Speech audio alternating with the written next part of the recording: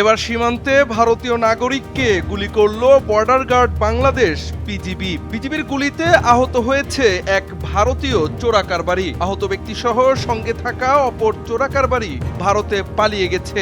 শনিবার রাত 10:30টার দিকে মৌলভীবাজারের বড়লেখা সীমান্তে ঘটে এই ঘটনা। বিজিবি 52 ব্যাটালিয়নের অধিনায়ক লেফটেন্যান্ট কর্নেল আতাউর রহমান সুজন সংবাদ মাধ্যমকে জানান, শনিবার রাত 10:30টায় মৌলভীবাজার জেলার বড়লেখা সীমান্ত এলাকায় নিয়মিত টহল কার্যক্রম পরিচালনাকালে বিজিবি 52 ব্যাটালিয়নের টহল দল দুইজন সন্দেহভাজন ভারতীয় চোরাকারবারিকে চ্যালেঞ্জ করলে তারা ধারালো অস্ত্র নিয়ে টহল দলের ওপর আক্রমণের চেষ্টা করে। আত্মরক্ষা ও পরিস্থিতি নিয়ন্ত্রণে বিজিবি সদস্যরা গুলি চালালে একজন চোরাকারবারি আহত হয়।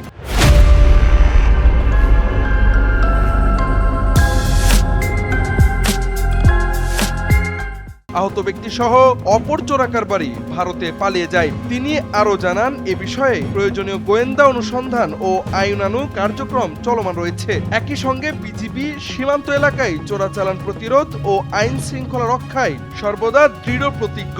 এদিকে বেশ কয়েকদিন যাবৎ দুই দেশের সীমান্ত উত্তেজনা চলছে ব্যাপক। ভারত কর্তৃক কুশিনের চেষ্টা রুখে দিতে সীমান্তে সোচ্চার বিজিবি। এমন অবস্থায় ভারতীয় চোরাকারবারিকে গুলি করার ঘটনা সীমান্তের উত্তেজনায় নতুন করে ঘি ঢালবে বলে মনে করছেন বিশ্লেষকরা।